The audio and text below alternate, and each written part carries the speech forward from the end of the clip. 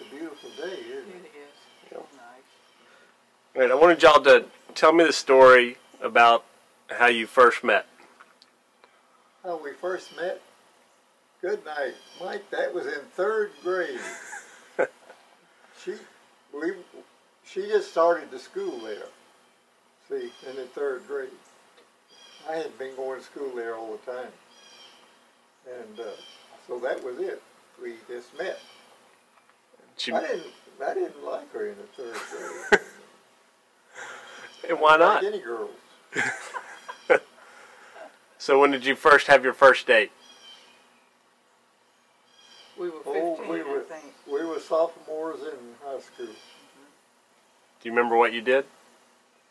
I just went up to see her, that's all. I had to borrow the car, and I couldn't go very far because, really, I was only 15. Wasn't even supposed to be driving, but I did. Did great-granddad know about that? Oh, yeah. He let you have the car? He just said you could go up there with us, and you come home by 10:30. Did you get home on time? Yeah. He was well behaved at that time. So, when did you know that you were going to ask her to marry you? Oh, You were in college then. yeah, I was in college. I guess I was a senior. And I figured I wanted to spend the rest of my life with a gal. I was really in love with her. And Grandmother, what did you think about all that? Well, I thought it was a good idea. For a while, I wasn't so sure. She didn't let on that she really loved me. She said, I like you. Were you playing a little hard to get? Playing a little hard to get, but it worked. So, tell me about when you went to Mississippi State. What did Grandmother do? Did she go with you at that time? No, We were dating at that time. we were dating at Occasionally. that time. Occasionally. I was dating other people. He was too. Yes. And I went to Mississippi State to go to learn to be an engineer. I knew that from the time I was in high school. I think I was teaching at that point. What? I think I was teaching at that point, wasn't it? Yeah, she had a job down in... Benoit, Mississippi. No, you weren't in Benoit at that time. Oh, no, I was out in the country. Out in the country from Benoit. It was in Bolivar County. And she had to teach with a temporary certificate because she didn't have a college education. What did you teach, Grandmother? Primary children, you know, 1st, 2nd, 3rd grade, so forth. They were, in these country schools, they had combined classes. So, you know, you just taught what they handed to you. Tell Mike about the little boy who came to school with bar grease in his head. Oh, that was in Benoit. They transferred me to Benoit school, public school. And I think this little boy was in 2nd grade. He came to school one day with his hair plastered with grease. And I asked him what it was, and he says, it's bar grease. I said, what? Bar grease. Well, I found out it was bear grease. And he was pronouncing it bar. Bear grease. I don't know what it was for, but I suspect it was for lice or something. Yeah. Well, they put it on there to try to kill lice, I guess. Mm. Granddad, when did you go to the war? What year did they send you? You mean in World War II? Right after Pearl Harbor, I went to, well, the day of Pearl Harbor, I called the reserve headquarters in Pittsburgh. And I asked to speak to Major Hinkle. And the voice on the other end of the line said, Lieutenant, this is Sergeant so-and-so. Major Hinkle has already been ordered to other duty. And I said, well, Sergeant, what goes on with me? He said, sir, if you can go to Carlisle Barracks and get your final type physical examination, you'll know whether you're going in, and we'll know too. So I did. A few days later, I went to Carlisle Barracks, Pennsylvania, got up at 3 o'clock in the morning and drove over there. And I took my physical examination. I passed it 100%. And then I waited, and I got ordered to active duty on the 30th of January, I believe it was, of 42. And American Bridge asked could it be delayed because I had a job that I needed to pass on to someone else. In fact, they asked that I be allowed to resign. And they said, no, he's an anti-aircraft officer, and they're essential. So they did delay my active duty date until February the 28th. So I went into service on February the 28th of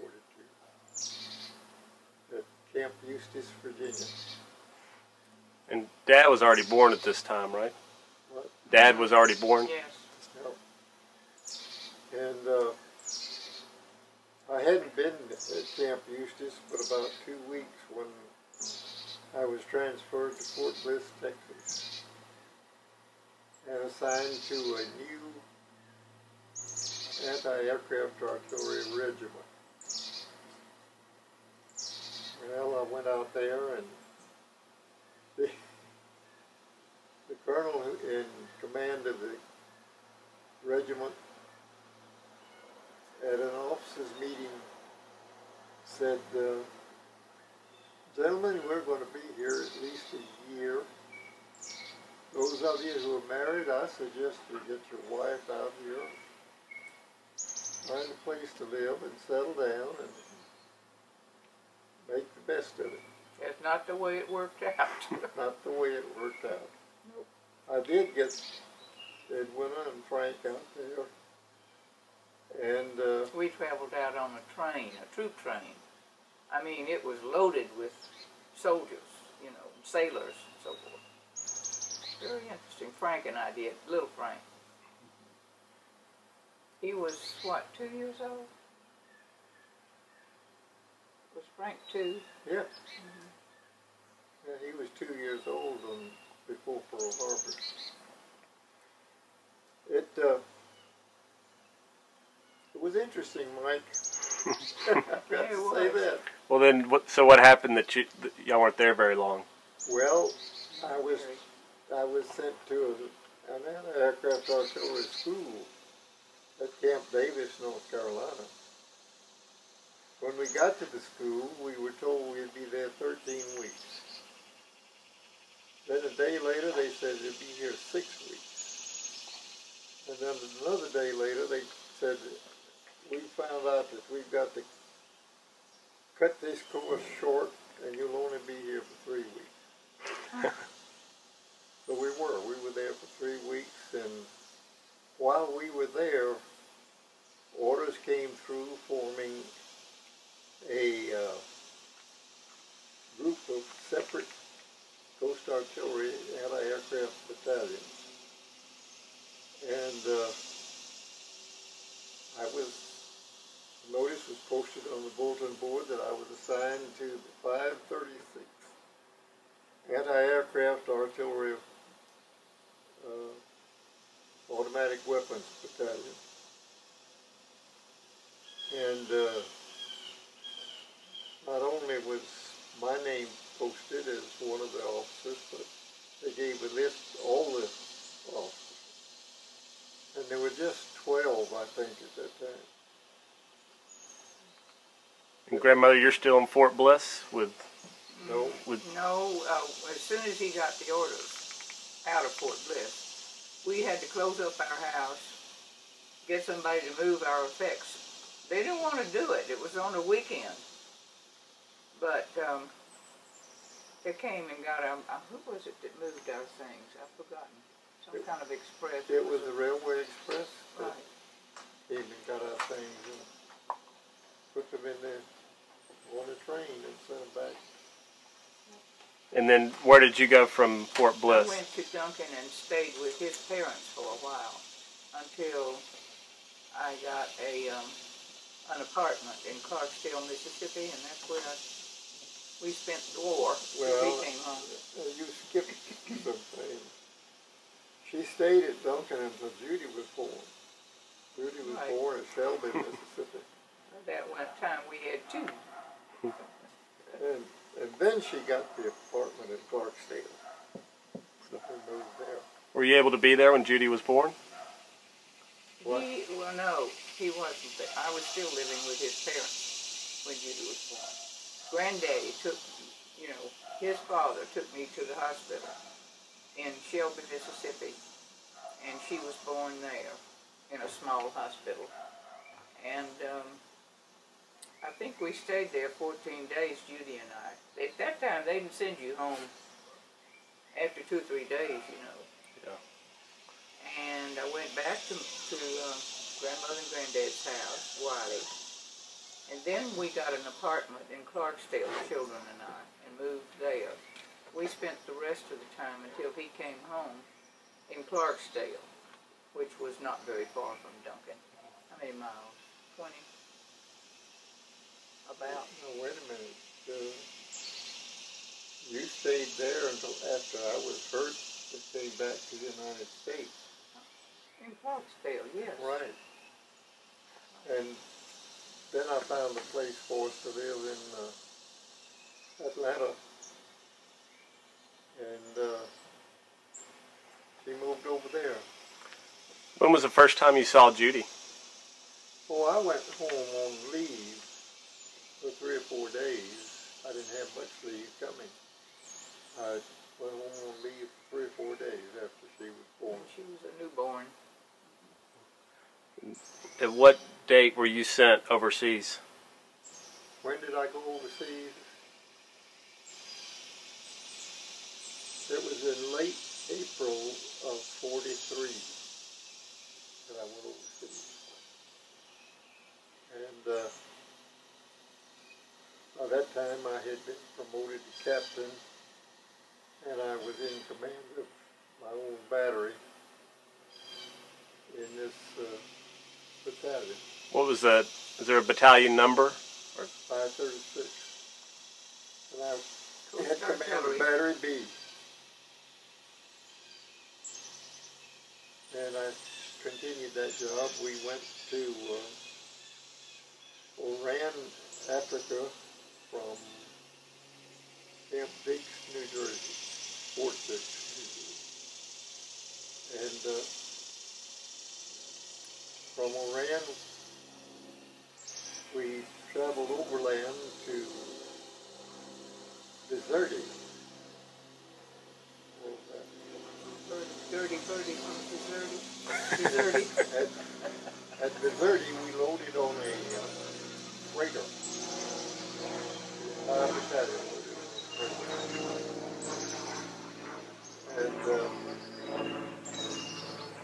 we got out in the Mediterranean. We didn't know where we were going.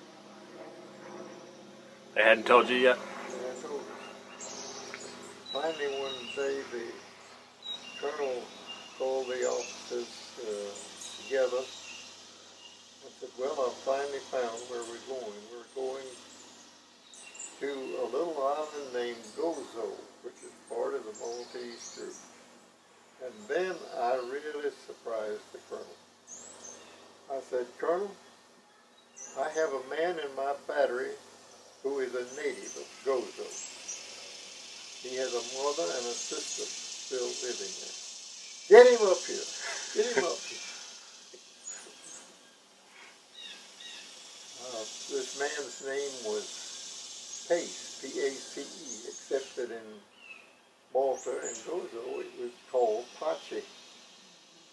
And Sure enough, Pace's mother and sister were still living in Gozo.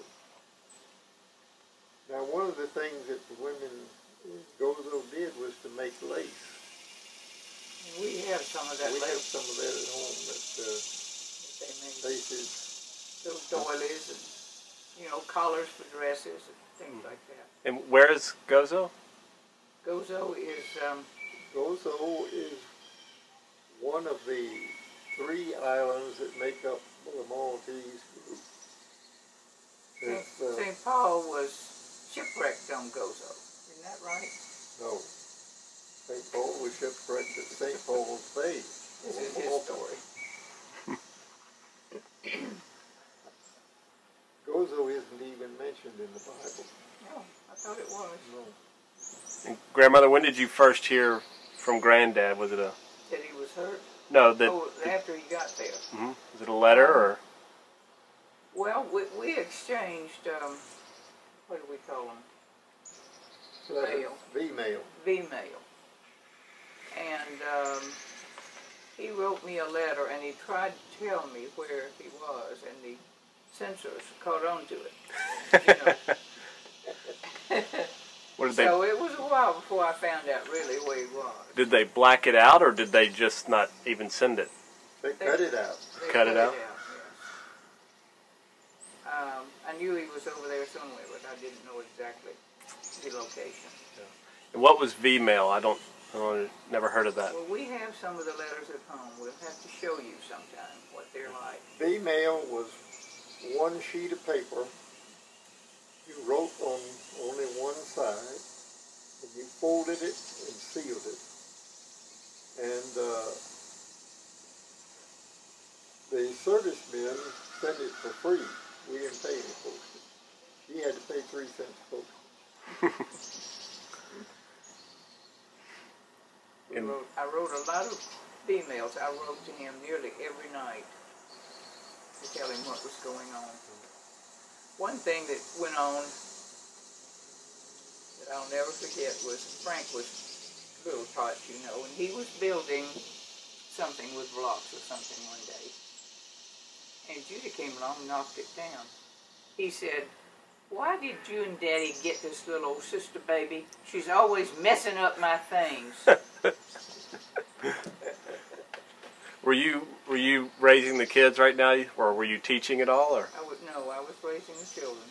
And living with great granddad? No, I was living in Clarksdale at that Clarksdale. point. We had an apartment in Clarksdale. Okay. Which was... She had to get by on a limited amount of money because, let's see, my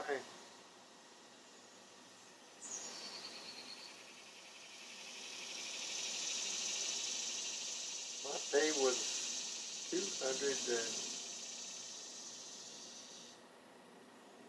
I think it was $225 a month. And I made an allotment to her for $175 a month. And I had a war bond allotment. I bought a $50 war bond every month. That cost $37.50 or something like that. I got it. So she didn't have very much to live on. But grandmother, his mother, came up every week to see us. Either that or we went down to see them. We didn't have much gas because it was limited, you know. And she would bring us fresh chickens already, you know, ready to cook and so forth, and butter and eggs, that kind of thing. Because a lot of those things were limited. You couldn't get them without. We had a book, a ration book. You couldn't get sugar except a certain amount. You know, I learned to bake. One cookie that Frank liked so much was a butterscotch cookie, and what I did was I used butterscotch pudding for the sweetener. You know? And he just loved those cookies. That's neat. You couldn't put sugar in because you didn't have much sugar. Yeah. But we learned to get along somehow. And Granddad, when did you see your first, I don't know, combat, or when was your first exposure to? Our first indication of combat was on that ship going from Missouri to Malta. The John Page was the name of that ship. And if it's still around someplace, it's got the print of my fingernails in a railing up on the upper deck. Because I was standing there when all of a sudden I looked up and here was a German Messerschmitt headed right straight for me. There wasn't any place to go. Did it open fire? What happened was that it hit the water about 300 yards off the stern of the ship. And then we found out that the pilot had been, his plane had been disabled, and he had ejected. He was just hanging in the parachute up there when his plane hit the water. They picked him up, and of course he became a prisoner of war. But that was the first time. I was scared. Yeah. I'm going to give you a bit.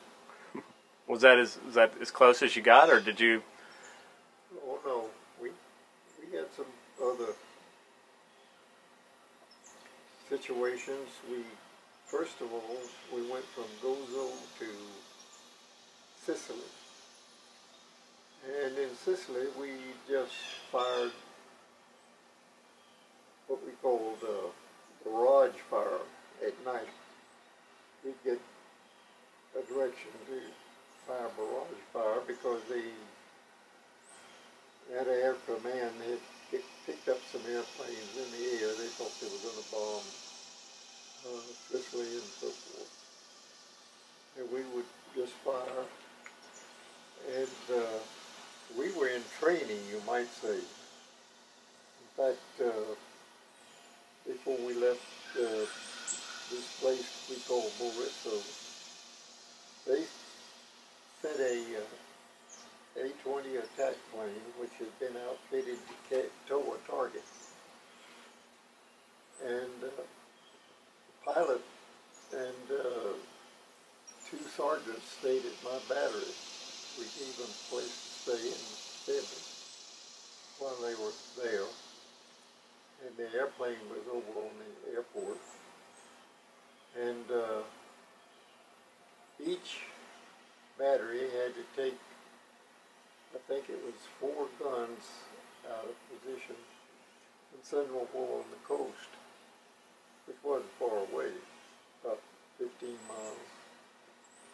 And we had to fire a tow target there in Sicily. Well, then after Christmas,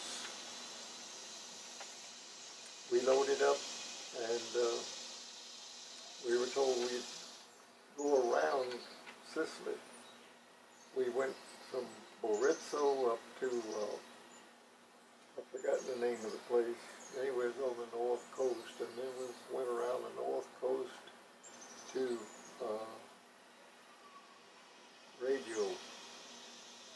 And the Straits of Messina, we crossed the Straits of Messina on a ferry boat that the Army had taken out of civilian service. And we loaded our guns and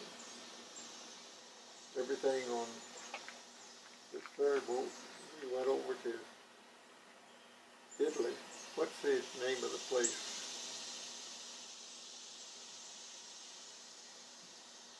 In Italy, just right across the Straits of Messina. I can't remember. Anyway, we landed right at the toe of the boot of Italy. And then we went up. Sometimes we were on a coastal road, sometimes we were farther inland. And we went up from there to a place near Naples. I can't think of the name of it.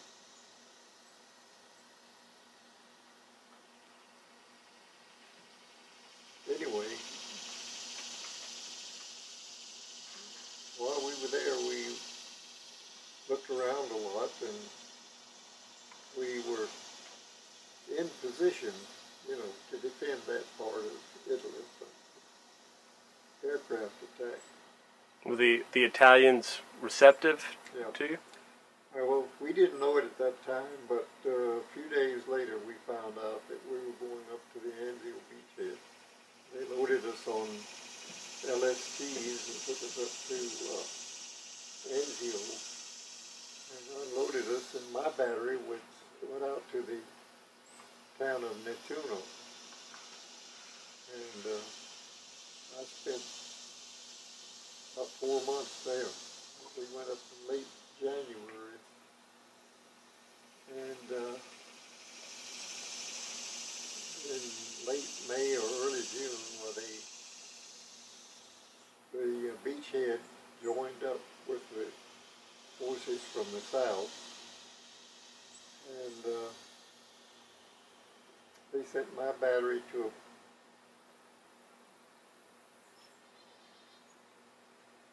I thought I'd never forget the name of that place. Civitavecchia? Civitavecchia. It was called the Port of Rome. We went out there and put our guns in position around that port, presumably to protect it because it had been taken over by the Navy, and they were using it to ship supplies in to Italy for the Fifth Army. Did you know that he was there? Was he able to communicate that? Not I'm till not later. sure. I'm not sure that it did right then. But later on, Yeah. So how long were you gone? What period of time were you overseas? I was overseas for 16 months.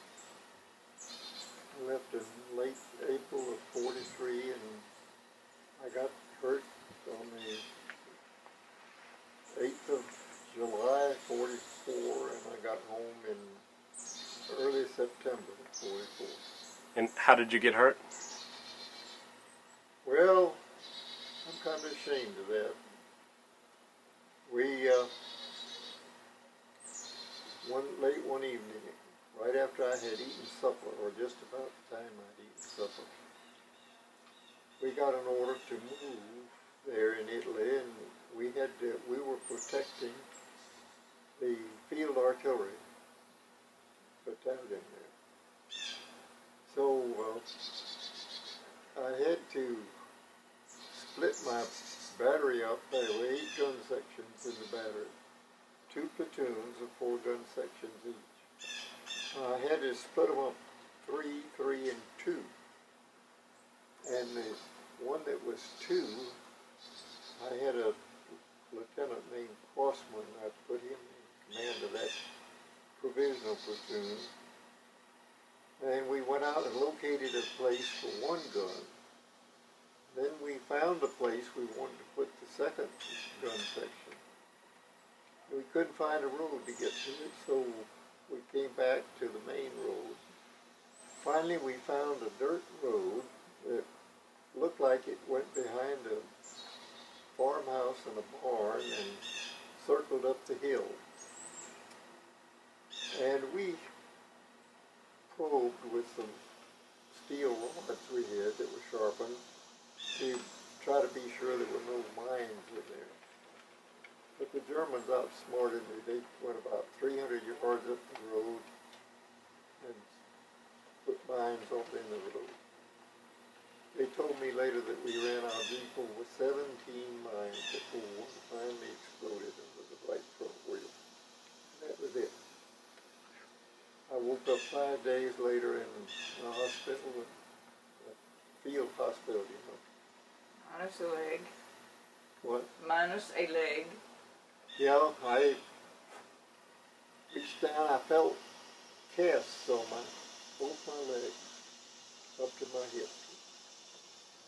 and there was a nurse there. At least I guess she was a nurse. She had on a uniform, but she didn't have on any insignia. And I said, "What happened to me?" She said, "I'll let the doctor talk to you." So he let me have it right straight. He said, "Well, Wylie, your Jeep hit a mine, and both of your feet were pretty badly damaged." He said, "I took off your left leg below the knee," and he said, he showed me what he had done. He had put some kind of adhesive and stockinette on the stump, and had run a ring of, well, it looked like part of a wire fence. He run it out, and he had taken that stockinette that fastened the adhesive and fastened a rubber tube to it, and then ran the rubber tube out and fastened it to that framework so as to keep the skin drawn down over the end of the stump. It was just a gelatin amputation. I mean, they just cut it straight off. And I call it a guillotine. guillotine, all right. Anyway, he said, "The war's over for you. You'll be going back to the States in a few days." Well, it was longer than a few days. That was about the 13th of July, and I didn't get sent back to the States till around the 1st of September. How did you hear about it, Grandmother? We had left the address that should be, where news should be sent, with his parents, because I didn't know where I would be, you know. And his dad received the message, and he and Mother came up and told us what had happened. They got a telegram from the War Department. One of those, "We regret to inform you that," you know. But they didn't give her any details. She didn't know how I was hurt. Just knew I was wounded, that's all. So it was sometime later that we found out that he was coming back. I don't recall exactly when. But meanwhile, back with us, you know, the two children and I, Frank was in nursery school in Clarksdale. And of course, Judy and I were filling our time as little kids and mothers do, you know. Mm-hmm. But the firemen across the street from us, there was a fire station across the street from our apartment building. They were just wonderful, those men were, to Frank. All the time, I mean, even before this happened. But when they heard that this Frank had been hurt, they came over and got him and took him over to the fire station and kept him occupied, you know, so that I guess he would not see our disturbance, you know, over what had happened. But they were just wonderful people to him. That's nice. We were blessed with that, weren't we, Frank? You remember that? Oh yeah, they raised alligators. Yes, they had alligators in a kind of a little ravine or something that they'd fixed up over at the fire station. Frank really enjoyed seeing those alligators. So for your last questions, tell me what's been the secret to your successful marriage? To our successful marriage? Well, I One love word, it. love. And believe it or not, in my prayers every day I thank God for giving her to me for my wife. That's I'm the wonderful. same. Yeah, I think we've been really blessed. We have We a wonderful family, We've got a wonderful family. grandchildren, great-grandchildren. It's great. It's wonderful. Yep, it's wonderful. Yeah. Thank you for taking the time to do this for me. Our pleasure. Really is. Thank you. Did we run all your video out? Just about. Was God when this happened to my daddy? Well, Frank says, we were not on God's business. You know? Actually, it was our chaplain who told me that. I told him about What what Frank Frank had had said. And our chaplain said to me, well, Wylie, you have to tell him that we weren't on God's business over there. War is not God's business. That's what man does. You know, there's so many things that this brings to my mind. Frank was in this nursery school at that time. This lady came by every day and picked up all the little children that went to her house and played. And he had a friend named Sims Luckett, who was the son of a lawyer there in Clarksdale. And Frank would come home every day telling me about what he and Sams did. Not Sims, but Sam. He called him Sams. And there was a little black boy who was not in the nursery school, but he was the son of the janitor there at the apartment building. We lived in a big building, you know. And this little black boy came to work with his dad quite frequently. And he brought a scooter with him. And we have a picture somewhere of Frank riding on his scooter. You couldn't get those things in stores. You took what was handed down or what you could find somewhere, second hand, you know, because all of the metals and so on were used in the war effort. So his first bicycle, it was second hand. he got that In Decatur. Christmas of 1946. That was in Georgia. We were living in when he was in the hospital. And she found a bicycle shop. Somehow or other, I don't know how she did it. Honey, it was next door to the meat and grocery store, right. The meat market. And, of course, I went to the meat market. The man there was supposed to take our ration cards for meat. But he kind of made an exception of people whose situation was like ours. So we were usually able to get meat, but some people weren't able to. You just can't imagine the difference. I mean, butter. You couldn't get butter. You couldn't. Sometimes I would go out to the Commissary at the hospital, and I'd be able to buy, and of course I had to have the stamps, red stamps they call them, for red meat. And I remember one time that I went out there and I asked the fellow at the commissary, I said, well, what kind of meat do you have for me today? He said, what about some tenderloin? I said, well, that sounds pretty good. How much does it cost? Well, it wasn't all that expensive, you know, since I was getting it from the commissary. But I bet it took a lot of red stamps. Took some red stamps, though.